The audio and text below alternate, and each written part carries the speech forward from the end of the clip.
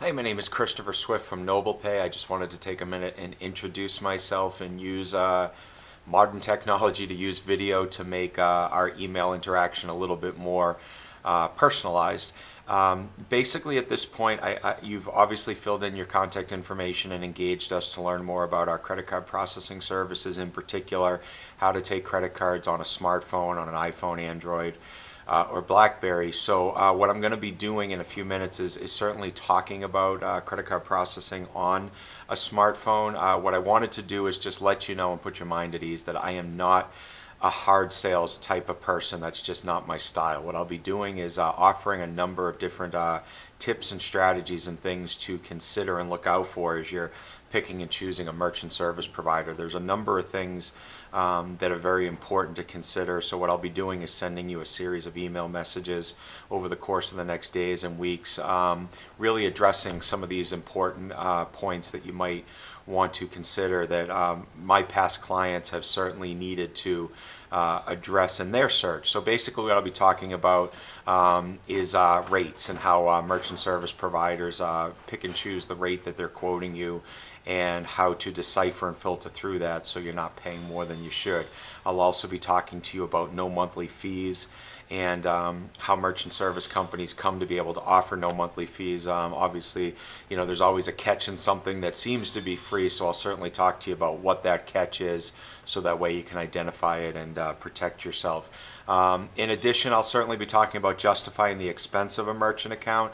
Obviously, I'm biased. I'm going to tell you to purchase a merchant account, but I think when all's said and done, when you compare and contrast what you spend for the different business services that you already have to run your business on a daily basis, you'll certainly find that even if you were to pick the most expensive merchant account provider, you'll certainly get a lot of value from that, but I don't want you to pay the most, so I'll certainly talk to you about how to come to grips with what the cost of a merchant account would be and how to get yourself a great deal.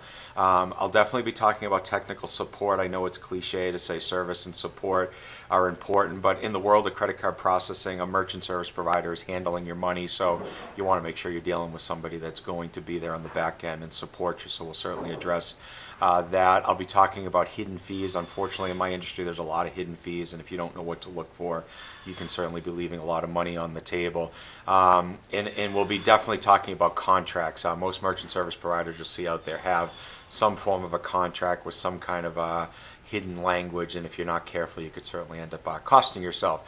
So those are a number of the things you'll be learning about through me. As far as the immediate interest of credit card readers, there's a couple different card readers that you'll find out there. The most popular you'll see is this little guy here called the Square.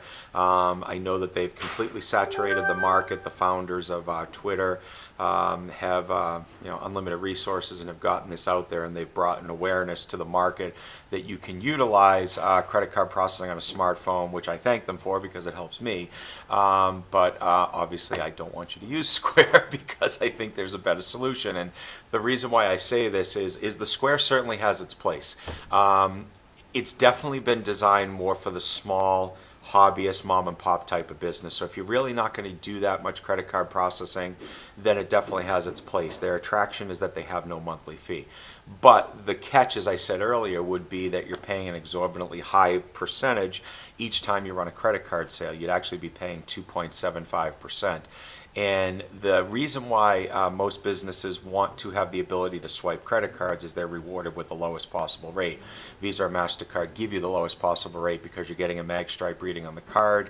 You're able to get a signature. You're able to check their identification. So you should be paying in the neighborhood with us, for example, 1.33% to 1.59%. Obviously with Square, as I said before, you're going to pay 2.75%. So you're getting no monthly fee, but you're paying an exorbitantly high rate. If you're only going to do 1 or 2 transactions in a month, then absolutely, they might have their place for you. You may not be ready for a service provider like us or any other processor for that matter that does carry a monthly fee.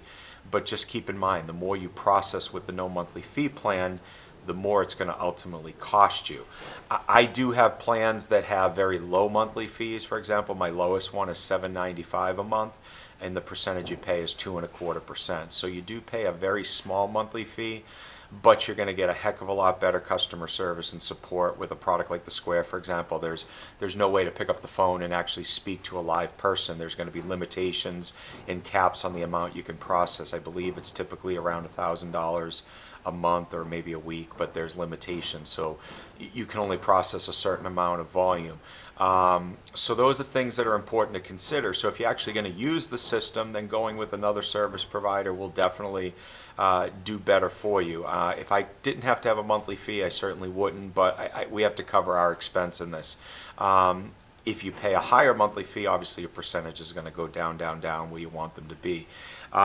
In comparing the different card readers, I've showed you the Square. Basically what it is, it's going to plug into the audio port of your phone. What I don't like about it is it's a little bit flimsy and it moves, so if you're trying to run it, it's a problem. It's passing the data through an audio connection. The problem with audio connecting devices is it's not always consistent in swiping the card, so it can take, one try, it can take 10 tries. So it can be a challenge, especially if you have a lot of sales. Another challenge is it's a very inexpensive device. There's not a lot of smarts to it. And when you swipe the card, there's no encryption, which is important. So theoretically, that customer's credit card data could be vulnerable and could be skimmed, which could cause a lot of issues. The device that I utilize, it actually plugs into the bottom of the phone. It does have encryption built into it. As you can see, it's a bit more rugged. It is designed to take a bit of abuse, so if you drop it, it is not going to break. It's designed to be used and portable and moved around. So it's just a better made product. It's just a better quality solution. So that's just a little bit to consider as far as comparing some of the more popular devices. Obviously, another one you might find out there is made by Intuit. Very similar in nature to the Square in that it passes the data through the audio, and again, what you'll find with that is a lot of inconsistencies.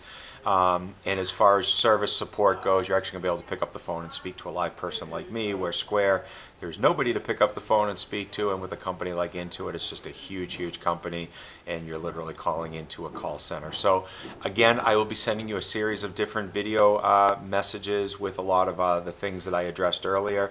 If you ever have any questions along the way, you can certainly click on the link in the email to engage me, to reach out to you, or you can certainly pick up the phone and contact me. So until the next message, have a great day.